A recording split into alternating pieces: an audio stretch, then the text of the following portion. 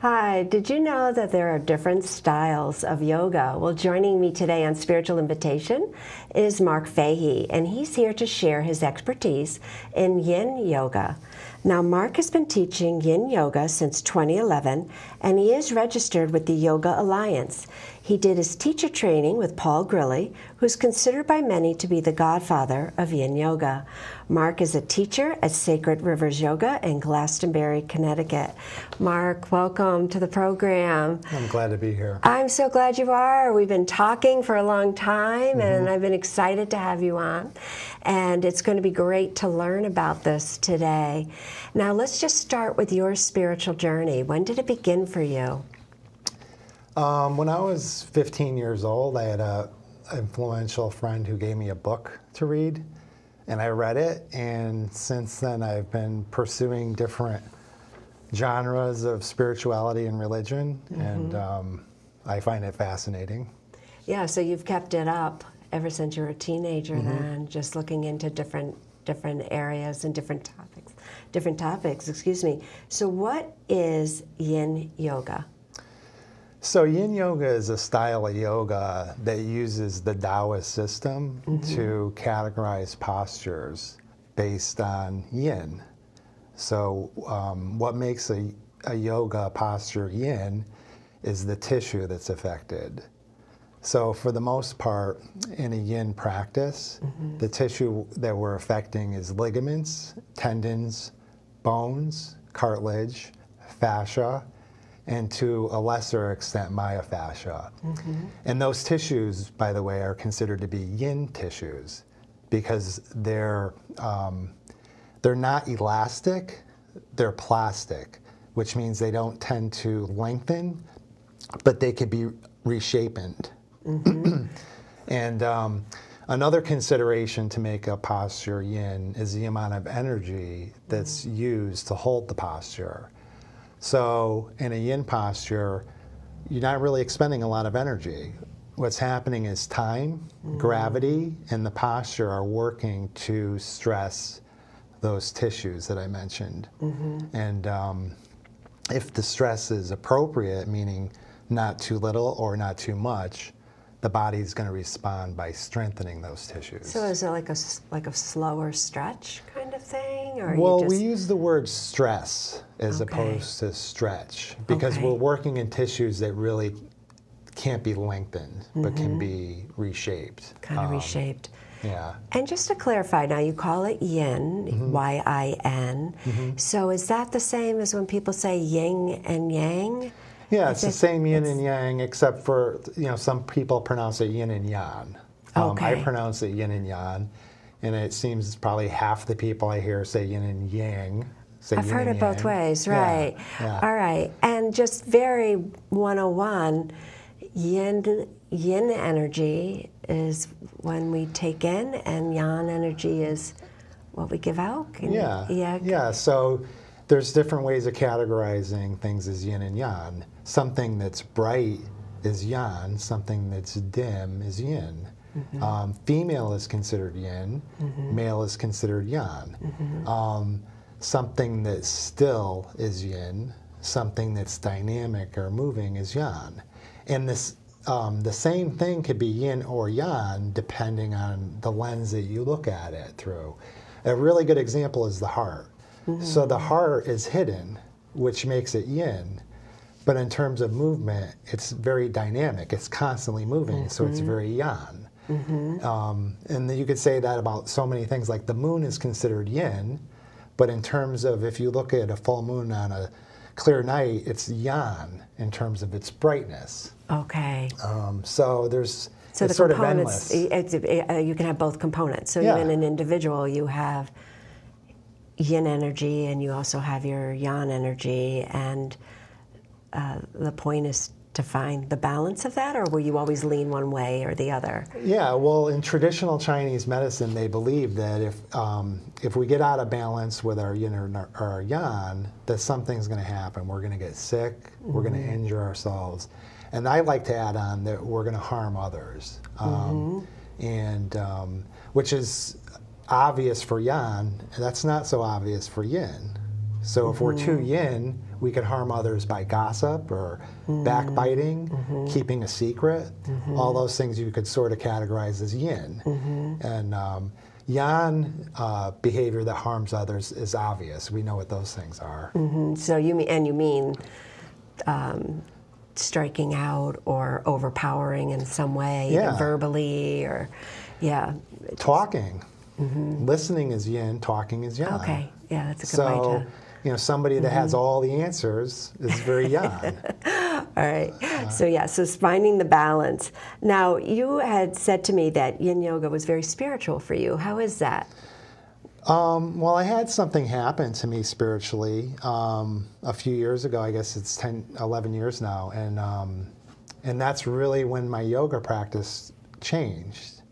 And so for me, yin yoga really helps me to relax to the point that I'm actually able to observe my thinking mind and recognize that I'm not that. It's part of who I am.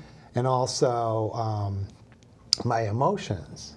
I could recognize my emotions and I could feel them and not let them take me over or define who I am. They're just part of who I am. And in that place, I'm also able to recognize the difference between my intuition and my calculating mind. They're two different things. So it's that consciousness is just consciousness, but there's a spirituality to it because it allows me to tap into a power I feel like that's everybody has. Sure. And so yin really helps me to get present into the present moment. Okay. Yeah. Okay, to receive. To receive. To receive what else is around you and what other information is coming to you, or to observe what's going on around you. And to be balanced, because if I'm trying to go somewhere, if I have a goal and there's other people involved, I'm able to listen and recognize what their will is. And a lot of out of balance yang comes from overriding people's will. Right. With your own will. Right. Okay, so it's allowed you then to become more conscious, and it's Very allowed conscious, you to be really aware of what's going on and what's real within you and what's maybe not so. Yeah. So with so yin yoga then, it's different from other yoga styles. How is that? As we had Robin Brace on, and I know you're familiar with her. She does Bikram yoga, the hot yoga. Yeah. So and I'm becoming aware that there's many different styles. So how is yin yoga different from the others?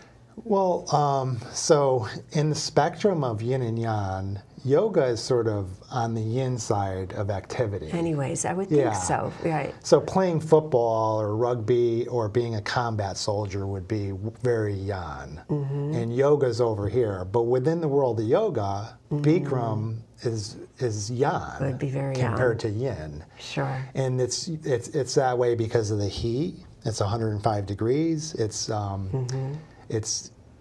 a lot of exertion. You're expending a lot of energy to hold postures. That's very yang. The instructor typically talks the entire class. There's a dialogue that they go by. Sometimes there's quiet in Shavasana. Versus yin, which is still and it's cool and it's dim. Like I try to have no lights or little lights. Oh, okay. And as the instructor even, I tend to be quiet. So. All right. So you're just leading almost by example, like just by, you'll go into a different posture and then people just follow. I do actually have prompts to help people get in and out of postures, and I do talk a lot in the beginning, but after maybe 10 or 15 minutes, I sort of quiet down, because one of the distinctions of yin yoga is you're supposed to relax in the posture. That's very important. To be relaxed in the posture? Yeah, you just want to relax into the posture, let time and gravity do the work, and because engaging muscle takes the stress away from the targeted tissue. Okay. So, yeah. All right. So walk us through like one of your classes. What happens when someone, goes to a class for yin yoga? What can they expect? Well, they could expect me as the instructor to actually do the yoga with them, which is a little bit unusual. It happens. And Some yoga classes, the yoga instructor isn't doing it, just directing? I would Is say that it? most yoga classes, the instructor is actually just directing. They might do a Okay. little bit of demonstration in some Okay. classes. In Bikram, there's no demonstration. It's just strictly a dialogue. In other yogas, it's dialogue with some demonstration. Very few classes I've taken where the instructor is practicing the entire class. So I practice. And there's a reason for that, because I'm trying to create a yin environment in my class. Yeah. So I'm paying attention to the students, and I will get up if I need to, but I don't want to walk around unnecessarily, because that causes people to not relax. They become self-conscious. This is a feedback I've gotten. And the other thing is that I stay, so there's a stillness as an instructor, which is yin, and I try to be hidden, meaning I'm just over here, and I don't want to be intrusive. To be intrusive would be yang. And I talk a lot in the beginning because it's necessary to do that a little bit. Sure. But I get quiet, and unless I'm inspired to say something, I just get people in and out of the postures for most of, I would say, 60 minutes of the class. All right. Yeah. It sounds really relaxing. It's very relaxing. It has to be, yeah. Yeah. And are people, I mean, like, what else do you get from yoga, you know, besides the spiritual piece? I mean, does it feel physical, even being a yin yoga, which sounds really relaxing? Is it an emotional thing? Like, what else? Yeah, I think there's a lot of components to it because, you know, for myself, I also had an injury that caused me to ramp up my yoga. At the suggestion of a yoga teacher, I stopped running, I stopped lifting weights, and I started doing like 6 or 7 hours a week of yoga. And and that actually, I was able to avoid surgery. They wanted to fuse a couple of discs in my back, and I was averse to that. So I threw myself into yoga, and I was able to free myself of back pain. Wow, that's pretty remarkable. Yeah, Yeah. it really is. Yeah, I have no disc, and my L5-S1 disc is just gone. It's just gone, and you're still it's okay. degenerated, yeah. And I would say, you know, 95%, you know, I have some rough times here and there. Yoga's a good remedy. Right. So it's really helped you physically then. It's helped me physically, and I think too, you know, not just that yin, getting into a yin place regulates yang. I can be very yang professionally. I can be aggressive, and that's not worked for me at times. You know, I could say that there's been times in my career that I've been a jerk, and it's like yin helps me to not be a jerk. Yeah. You know, it helps me to pause. Right. You know, and it helps me to listen. Right. And consider what the other person wants. Right. I mentioned that earlier. It's so basic, really. You know. Yeah, but and going with that helps a yin person not be the wallflower. It helps if you're getting in that balance of being it. So would yin yoga be more for people that have yang energy, or is it good for anybody? I think it's good for anybody. Okay. All right. Absolutely. I think it's just the distinction. If you're yang, if you could be very yang, to have that tool to regulate that is very powerful. But yin yoga, no matter who you are, will force the body, the autonomic nervous system, into the parasympathetic mode, which is rest and digest. So it forces your nervous system into rest, rebuild tissue mode, and digest. Yang yoga does the opposite. It's because it's essential. You have to be able to divert energy away from digestion and into tearing down muscle. Right, you know, right. One's catabolic, one's anabolic. So that's useful to anybody, because somebody that's yin still experiences stress. Right. And they may not externalize it the way a Exactly. yang person does. They internalize it.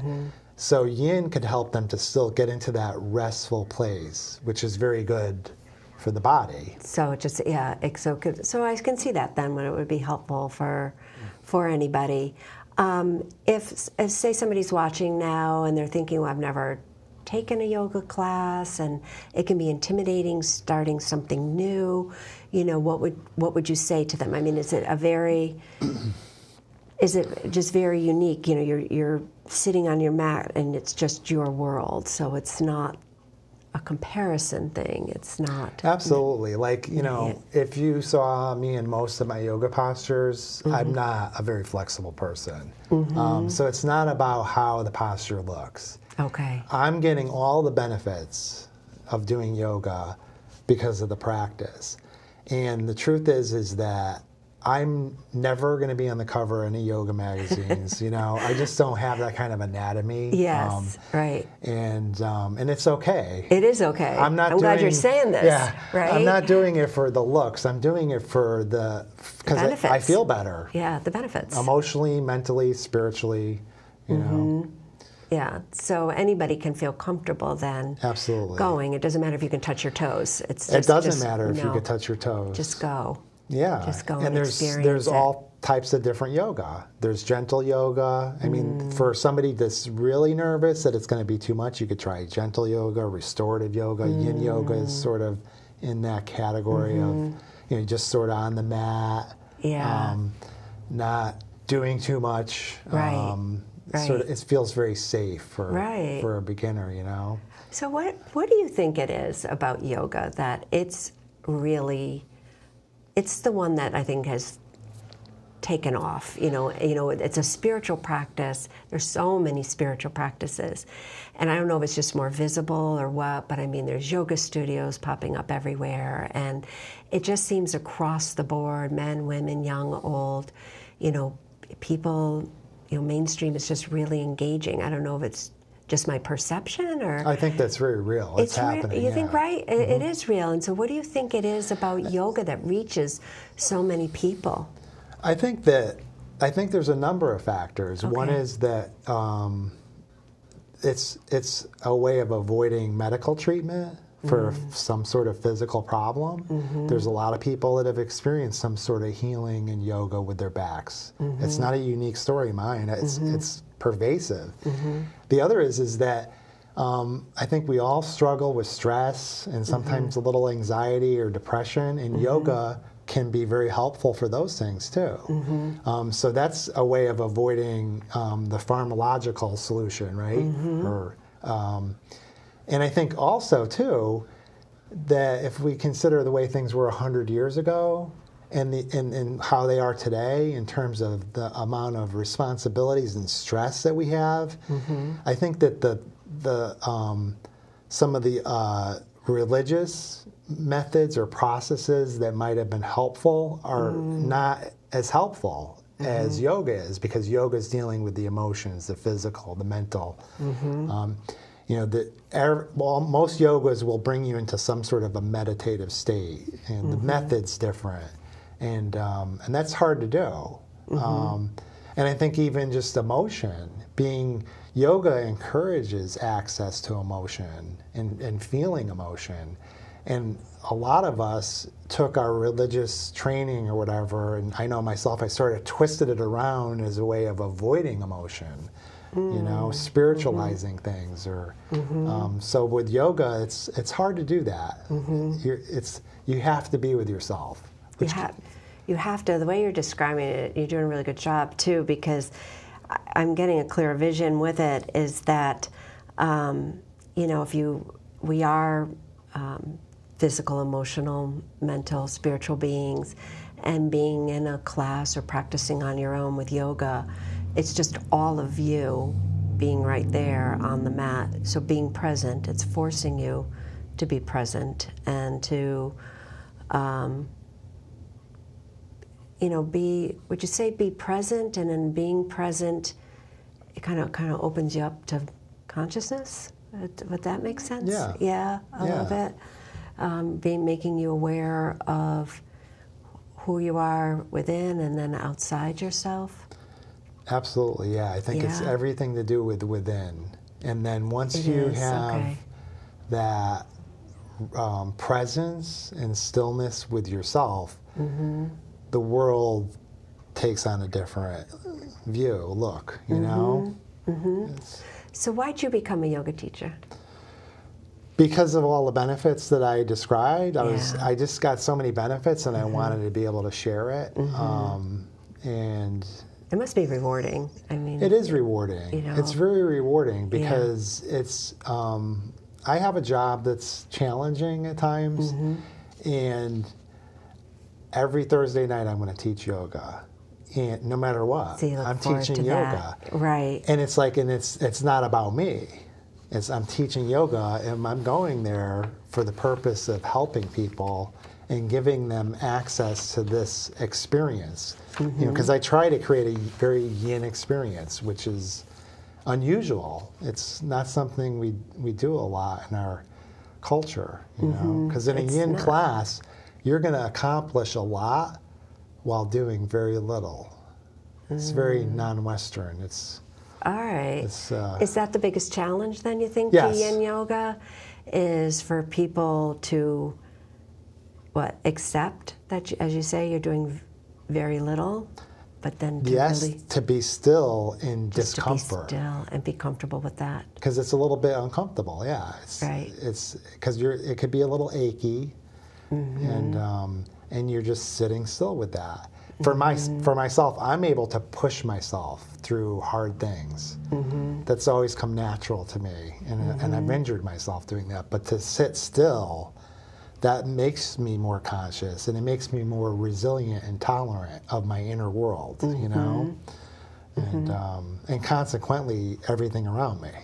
All right. And so with people sitting still, so they're sitting, they're in like a posture maybe for a longer period of time than Yes. other styles? Yeah, so yin yoga technically is 2 minutes to 20 minutes. Oh, wow. Yeah, I think the longest we've held the posture in my class is 7 minutes. Okay. And that posture most people consider to be heaven. So at 7 minutes, they're like, why is it over, you know? Oh, they love it. Yeah. Yeah. What do you do? Get a sense from people how long to hold a posture? I do. 'Cause is it always different, I imagine? I do my own practice, you know, over and over, and so it's experiential a little bit, and I tend to lean towards the yinner side of yin, because even within yin, there's postures that are sort of yang, and I could do those in my class, and it would be a yin class, but I'm trying to be on the yin side of yin, and so I do a lot of home practice. And I experiment with different sequences, because if I experiment with it at home and there's an issue, because I do have enough Sure. injuries that historical injuries, if I re-injure myself by doing something wrong, then it's like, okay, that goes out in the garbage can, you know? Yeah. All right. So we're right near the end. Oh, wow. Yeah, I know. It goes by fast, and it's been so interesting. Thank you. It's always interesting speaking with you. But tell me, how do you define spirituality? My definition of spirituality today is the reintegration of myself into a whole person, and I would say unlearning. You know, so I'm unlearning a lot of things that I learned that aren't true, that I taught myself. Right, right. know? What's the false narrative about yourself, you mean, and then Yeah. yeah, Or who's the true? explanations I came up with to explain how I was feeling, and you know, Right. type of different, Yeah. all those different dialogues, you know, that supported false identity, I guess, you know. Yeah, getting at the truth, like we always say in Yeah. the spiritual journey, just getting to the truth of who you really are. Yeah, and I think in that reintegrated state, I feel like I think God could be found there in that place of I like that. Yeah. of wholeness, you know, acceptance, you know. Yeah. Yeah. the good, the bad, in terms of those labels, which we don't use in Taoism, but with emotions, grief. All of it. Grief is part of who I am. Joy is part of who I am. And connecting to that and being comfortable with that. So, real quick, what's next for you? What are you into? What more besides the yoga? Well, in the yoga world, I'm on the slow road to becoming certified with another type of yoga. Okay. Which one? It's called Katona Yoga. Oh, I haven't heard of that. Yeah, it's out of New York, and it's magical. Oh. It really is. Oh, wonderful. It's sort of revived my my belief in magic. Really? Yeah, truly. All right. Yeah. All right. and it's fascinating because one of the things they teach, and maybe not in these words, is that when we proceduralize things or when we rigidly define a process, it takes the magic out. If we want to understand the theory of how it works, we take away the magic. Instead of just accepting it and doing it and letting it work. It's magic. Yeah. All right. Well, thank you so much. I really appreciate you coming on and explain it, Yin Yoga, and just yoga in general, what it is that is, kind of really taking off in our culture and people really loving it. And you can understand why. So thank you. Thank you for having me on. Absolutely. All right, so you can watch this episode again or any of the past episodes. Just go to my website at carlaaugustin.com. You can also subscribe to our YouTube channel, and please like us on Facebook. If you have any questions for me or ideas for the show, I'd love to hear from you. And again, get in touch with me on my website. I want to thank you so much for watching. This has been Spiritual Invitation. I'm your host, Carla Augustin, inviting you to explore spirituality.